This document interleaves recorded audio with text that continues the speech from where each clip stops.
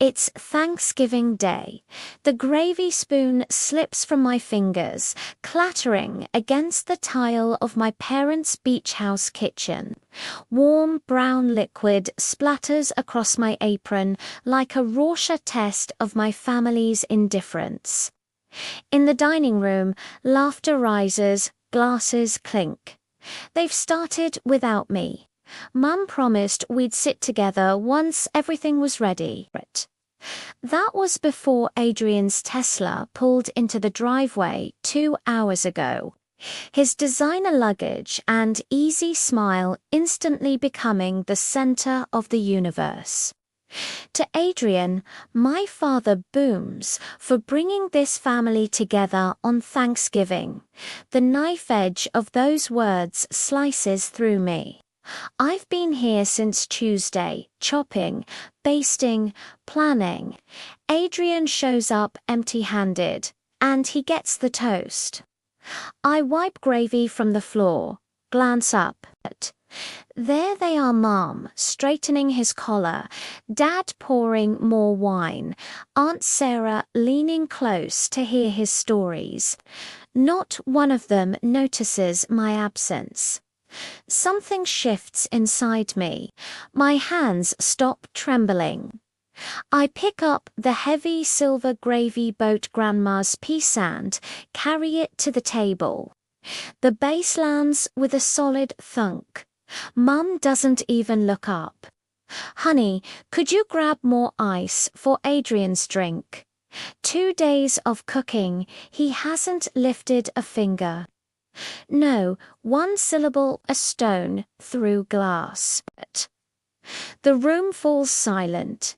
Adrian blinks. Mum's smile falters. Dad sets down his fork. Your brother drove all the way from Tampa, 2 hours. I cut him off.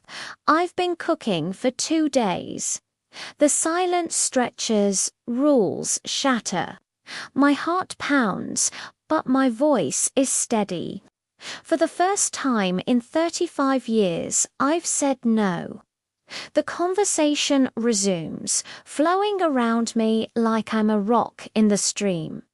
But inside, something new takes root. I pour myself a full glass of wine across the table. Aunt Rachel catches my eye, gives the faintest nod.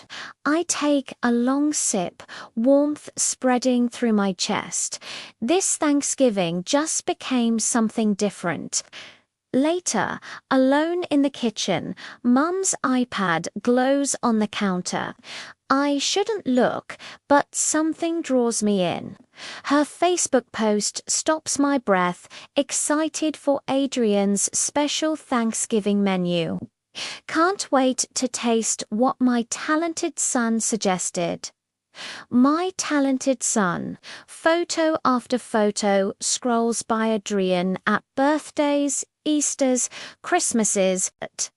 My elbow, my shadow, my back in the kitchen.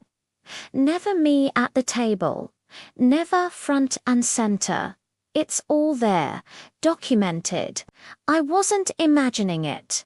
Where's the pumpkin pie, Maren? Mum calls. I set the pie down in silence, knife in hand. The conversation continues without pause. Adrian's new house, his new promotion. Aunt Sarah beaming as she gifts him Grandma's china cabinet, the piece Ivy loved since childhood. Adrian needs it more, Dad says. Especially with how much he stretched himself.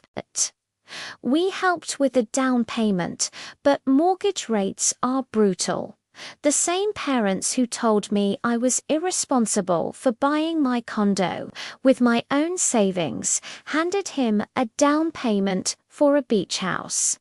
I keep cutting pie, serving silently. Inside, something hardens. Would anyone here notice if I disappeared completely? 3 weeks later, the family group text lights up. Christmas at Adrian's new beach house. Then, like a command, Maren, your usual stuffing, cranberry relish, appetizers, and chocolate pecan pie. Be here early to set up Adrian has an important client breakfast. No request, no question, just an assignment. The audacity makes me laugh out loud. At work, exhaustion shows. Deadlines slip, my boss frowns. This isn't like you. He's right. I've always been reliable for work, for family, for everyone but myself. At night, I lie awake, acid burning my throat, scribbling in a notebook. Things I want. The page stays blank. For so long, no one's asked me. Not even me. Then Jessica from accounting leans against my cubicle. Holiday party Saturday. No family drama allowed. Just friends, food, and questionable karaoke. You in for the first time in weeks. I laugh. Okay, I'm in. 3 days before Christmas, a package arrives. Inside, a Key West tote bag and bathing suit. A note attached. Get yourself to the beach. Don't wait to start living. From Jessica. That weekend, the family texts me, be there early. Adrian wants to show off his new sound system. Aunt Sarah has the Christmas cactus. My stomach twists.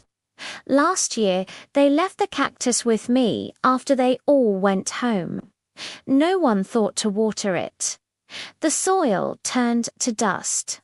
Only one tiny green shoot remained. Hope. On the flight to Key West, I watched children unwrapping presents, families laughing. My phone buzzes. What are you doing? Your flight got in hours ago. I ignore it. As the plane touches down, a smile spreads through me. I didn't tell them where I was going. I won't explain. I take a deep breath. Now, what do I do next? Sunday night, Mum calls. Your brother is expecting you. You promised to bring the relish. I'm busy. I say a stunned silence. Then sharp. Family comes first. Does it? Or does Adrian come first? You're being dramatic. He works so hard, so do I, but no one notices. No one asks what I need. It's always about Adrian. Her voice quavers.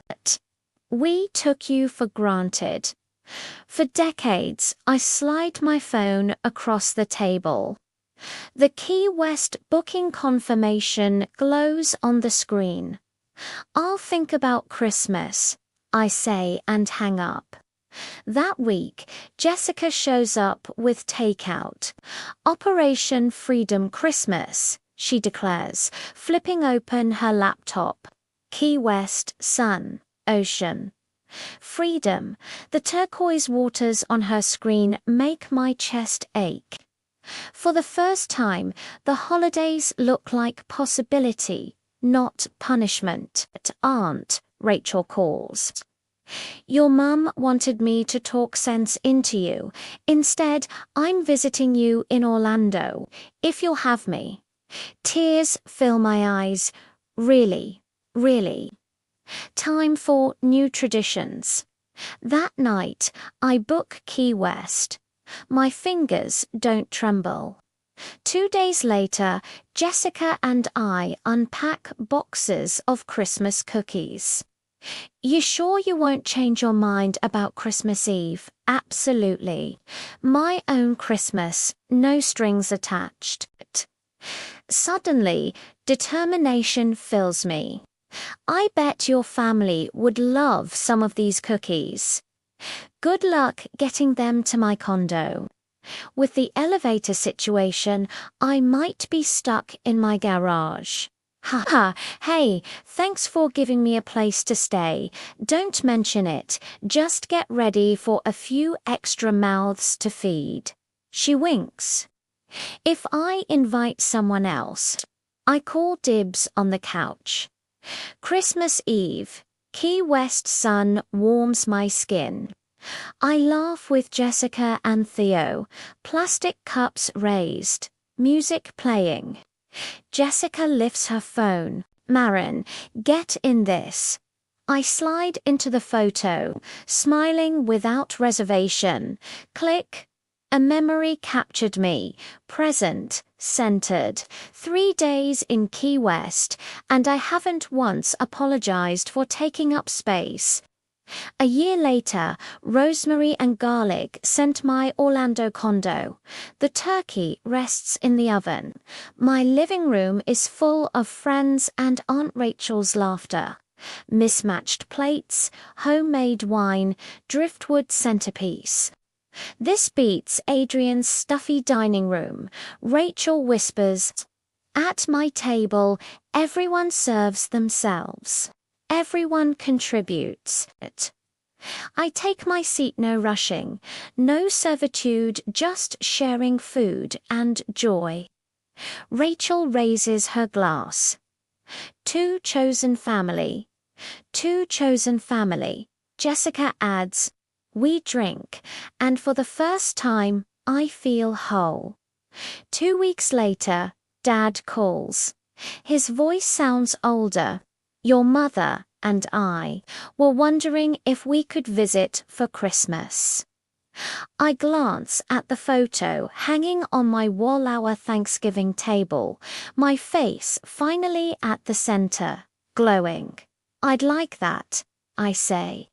"But things will be different.